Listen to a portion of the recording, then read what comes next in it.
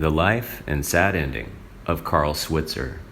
Carl Dean Switzer, born August 7, 1927, in Paris, Illinois. The youngest of 4 children, born to Gladys C. Shanks and George Frederick Switzer. The oldest brother died in 1922. A sister, Janice, was born in 1923, and a brother, Harold, was born in 1925. Of Scottish and German ancestry, he was named Carl Dean after a member of the Switzer family and many relatives on his grandmother's side. He and his brother Harold became famous in their hometown for their musical talent and performances. Both sang and could play a number of instruments. In 1934, the Switzers traveled to California to visit family. While sightseeing, they went to Hal Roach Studios. Following a public tour, 8-year-old Harold and 6-year-old Carl entered the Hal Roach Studios open to the public cafeteria, the Our Gang Cafe, and began an impromptu performance. Producer Hal Roach was present and was impressed. He signed both brothers to appear in Our Gang. Harold was given 2 nicknames, Slim and Deadpan, while Carl was dubbed Alfalfa. The brothers first appeared in the 1935 Our Gang's short Beginner's Luck. By the end of the year, Alfalfa was one of the main characters.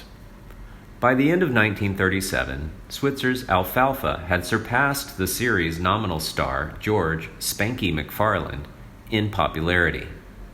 Switzer's tenure on Our Gang ended in 1940 when he was 12. His first role after leaving the series was as a co-star in the 1941 comedy Regular Fellers. In the next years, he continued to act in films including Johnny Doughboy, 1942, Going My Way, 1944, and The Great Mike, 1944. Also, in 1948, On Our Merry Way, and in 1954, White Christmas. In the 1950s, Switzer returned to television. Between 1952 and 1955, he made 6 appearances on The Roy Rogers Show, Dig That Uranium, 1956. Switzer's final film role was in the 1958 drama The Defiant Ones. In early 1954, Switzer went on a blind date with Diantha Collingwood, heiress of grain elevator empire Collingwood Grain. Collingwood had moved with her mother and sister to California in 1953 because her sister wanted to become an actress. Switzer and Collingwood got along well and married in Las Vegas 3 months later.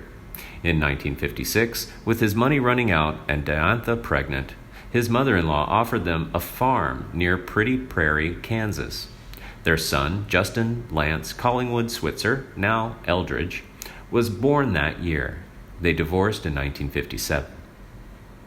In January 1958, Switzer was getting into his car in front of a bar in Studio City when a bullet smashed through the window and struck him in the upper right arm. However, the gunman was never caught. Later that December, Switzer was arrested in Sequoia National Forest for cutting down 15 pine trees and sentenced to 1 year's probation.